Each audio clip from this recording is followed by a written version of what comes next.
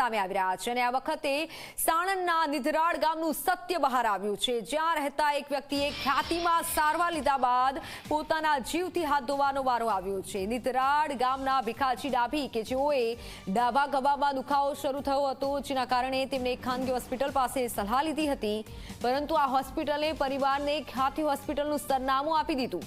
परिवारने आशा हती कि ख्यातिमां सारवार लई भीखाजी फरी एकदम साजा थई जशे, परंतु आ परिवारने क्या खबर हती कि ख्यातिमां होस्पिटलना नामे आ ख्याति होस्पिटलना नामे कतलखानु चाली रह्युं छे।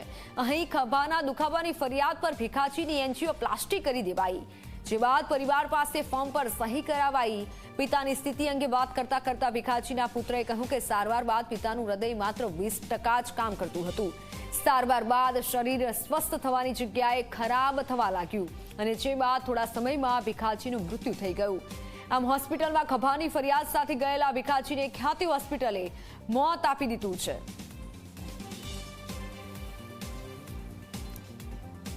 ખ્યાતિ હોસ્પિટલ કે જે મલ્ટી સ્પેશિયાલિટીની હોસ્પિટલ છે, પરંતુ અહીં દર્દી કોઈ પણ સમસ્યા લઈને જાય, માં કાર્ડ દર્દી પાસે હોય તો માત્ર એની એન્જિયોપ્લાસ્ટી અથવા તો એન્જિયોગ્રાફી જ કરવામાં આવે છે।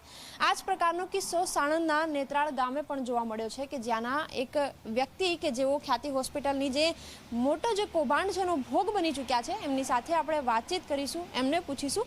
આપ જણાવો, આપના કયા સંબંધીને ત્યાં સારવાર માટે લઈ જવામાં આવ્યા, શું કારણ હતું સારવારનું? મારા ફાધરને લઈ જવામાં આવ્યા હતા, એમનો ડાબો હાથ દુખાતો હતો, એ માટે સારવારમાં લઈ જવામાં આવ્યા હતા। ખાનગી હોસ્પિટલમાં અમે લઈ ગયા હતા। ખાનગી હોસ્પિટલના ડૉક્ટરે અમને ખ્યાતિ હોસ્પિટલનો રેફરન્સથી મોકલ્યા હતા, ત્યાં ડાબા હાથનું દુખાવાના કારણે મોકલ્યા હતા, પણ ત્યારે બપોરે 2 વાગ્યાની આજુબાજુ એમને એન્જિયોપ્લાસ્ટી કરી નાખી અને સાંજે એમની તબિયત બહુ ખરાબ હોવાથી અમને લોકોને બોલાયા અને પછી સહીઓ કરાવી હતી। અમને કોઈ જાણ કરી નથી કે એન્જિયોપ્લાસ્ટી થઈ ચૂકી છે અને કેમ કરાય, એ સાંજે જ બધું ખબર પડી અમને। એન્જિયોગ્રાફી એમની કરાવવાની છે, એવી કોઈ પરમિશન તમારી પાસેથી લેવામાં આવી ખરી? ના, એની સહીઓ અમને રાત્રે 7:30 વાગે અમને બોલાયા ત્યારે અમને સહીઓ લીધી હતી કે એમની તબિયત ખરાબ છે, તમારે સહીઓ કરવી પડશે। એન્જિયોપ્લાસ્ટી કરાવી ખરી? હા, કરાવી। એન્જિયોપ્લાસ્ટી કરાવવા પહેલા સિગ્નેચર લેવામાં આવ્યા કે કરાવી લીધા પછી સિગ્નેચર કરવામાં પછી 7:30 વાગે અમને સિગ્નેચર લેવામાં આવ્યા હતા સાંજે। બિલકુલ। આ આખો જે સારવાર કરવામાં આવી એની આડઅસર શું થઈ તમારા પિતાને?